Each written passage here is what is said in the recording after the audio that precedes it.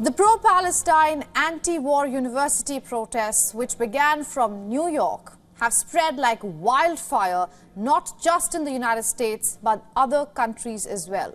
However, with this being election year in the US, the nationwide demonstrations have also become the center of attention for both the Democrats and the Republicans. Amid arrests, clampdowns, negotiations and rhetoric, returning presidential hopeful Donald Trump is the latest to join the bandwagon and commenting on the university encampments.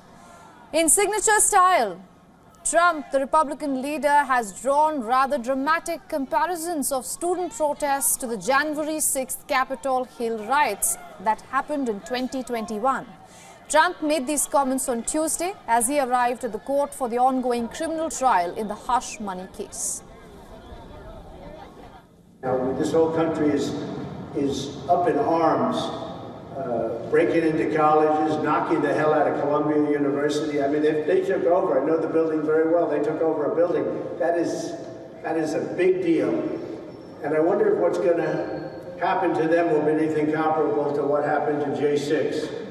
Because they're doing a lot of destruction, a lot of damages, a lot of people getting hurt very badly. I wonder if that's going to be the same kind of treatment they gave J6. Let's see how that all works out. I think I can give you the answer right now.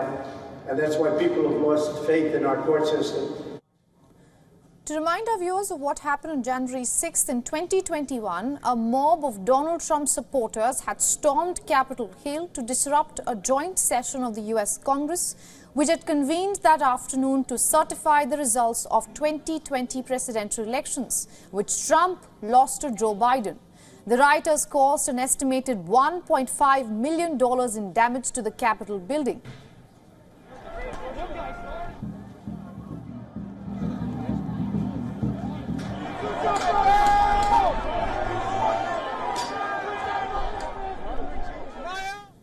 For months that followed, the attack was widely regarded as an insurrection or attempted coup.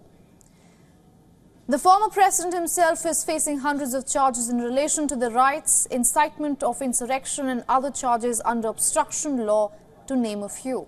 The Supreme Court began hearing arguments in two such cases on April 16th. Coming back to the current scenario, the protests across US universities rest on two major demands. Universities should financially divest from Israel, including companies supplying arms to the country.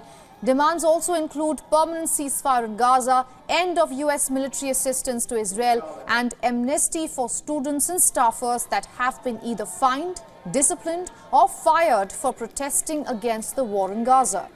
So far, the encampment across university campuses has severely affected routine functioning, with many universities resorting to classes in virtual or hybrid mode.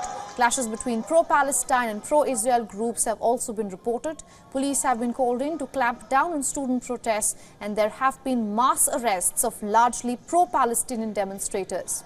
This story is far from over.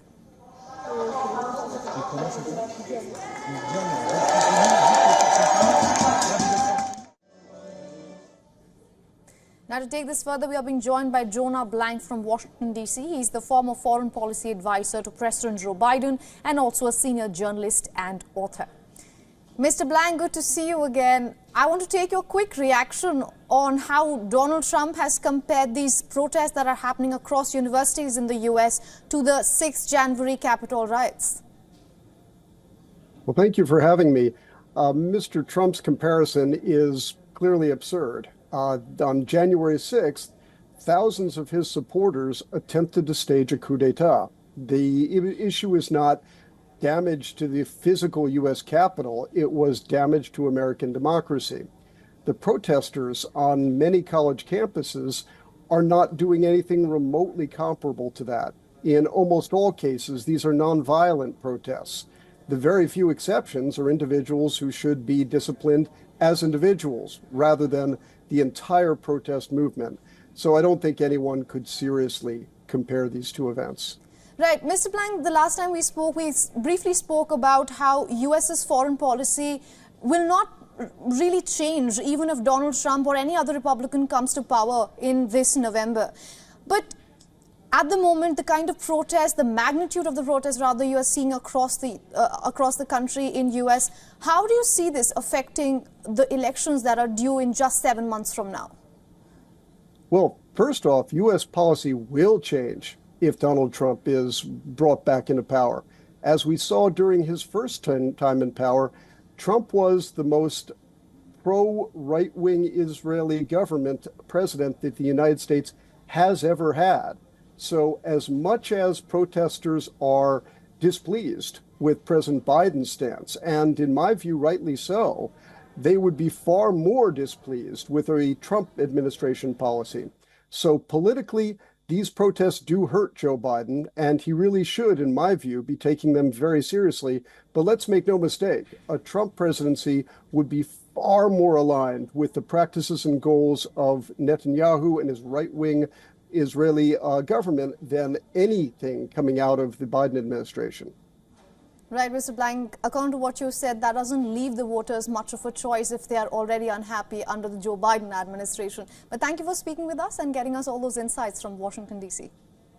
Thank you. For all the latest news, download the WION app and subscribe to our YouTube channel.